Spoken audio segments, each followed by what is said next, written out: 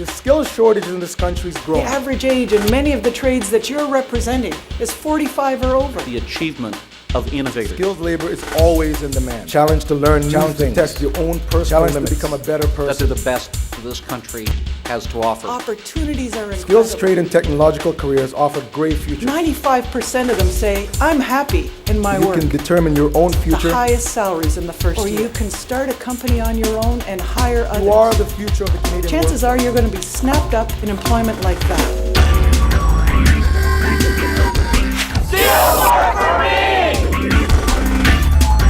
When I graduated high school, I went to college for accounting. I took it for 3 years, and in the time I was doing my apprenticeship here, I could be here turning wrenches and test riding bikes, or I could be sitting at a desk.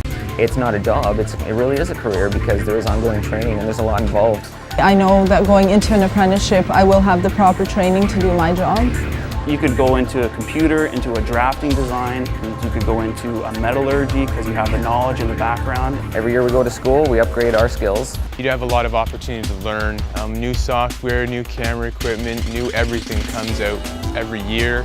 And every year technology is getting more improved and more technical, it's getting more complicated every single year, and you have to be able to adapt to what you're doing. You can work for yourself, you can work for major corporations, you can do a whole bunch of different things that doesn't take a traditional path. So it's not by any means a fallback or a way to get out of going to school. It can be tough, but it's really challenging and rewarding. For someone that's maybe just entering high school, and for sure in those first few years, you definitely have pressure on what are you doing, where are you going? A skilled trade is a very viable option that is post-secondary education. It is advanced training. I cannot see myself in an office job. I'm not that kind of person. It was just in being excited about bikes that drove me here. I like to create. I love art, and that's what people in the trade are. They're these folks that love to work with their hands and create. I would say if there's anything at all you're passionate about, just go out and try. Maybe your parents might not be too thrilled about the idea at first, but there's all kinds of literature you can take to them and say, well, it's not just a job, it's a career, it's a really long path, and it can take me anywhere. We need people to build houses, we need plumbers, so we're making a fortune. And you're making money while you're going to school. I did a co-op for about 6 months, and they hired me on for the summer, and I've been there ever since. I like what I'm working on. I get to test ride some really cool machines, and it's a really neat environment. I got a part-time job at a local news station here, and I do freelance stuff on the side. Once you have your ticket and you are a journey person, you can make incredible amounts of money. Depends on how much you follow the money trail. They don't have to work 9 to 5 in an office. You don't have to wear a suit and tie to make $100,000 and to be a successful person.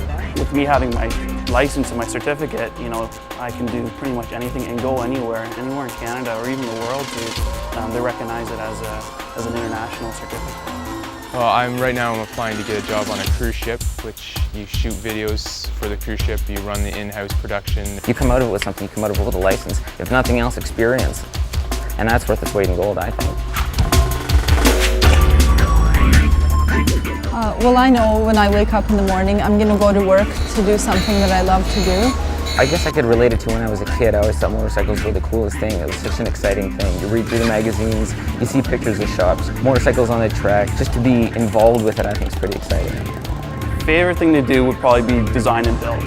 That's the greatest thing in the world because no one else has ever made it or something like that. It's great. Once you've learned something, especially a skill, you can't take it away from you. I love to travel, and I know in the future if I decide to go on vacation, I know my job will be waiting for me. I am looking to travel the world and do work at the same time, and there's lots of opportunities with the new digital stations out that you can travel the world and do your job and have a lot of fun doing it. If I end up having a family and I want to stay home with my children, if I go back to the trades, I'll always have a job. What I want out of life is to have a job that I can make money. I just want something that will get me day by day and happy and enjoy my life. And at the end of the day, I'm going to have something to show for it. I can hand over a piece of metal to my supervisor and say, I made this and I made it to perfection. You really have to have a passion for it, I think, to stay in it. I love my job, it's wicked. In the end, it is your decision, and whatever you decide to do with your life should be something that you are passionate about and that you enjoy for yourself and for your own self-satisfaction. Skills work for me. Skills work for me. Skills work for me. Skills work for me. And me. Skills work for me. Skills works for me. Skills work for me. And me. And me. And me. Skills work for me. And me. Skills works for me. And me. Skills works for me. And me. And me. Skills work for me. Skills work for me. Skills work for me. And me. And skills can work for you.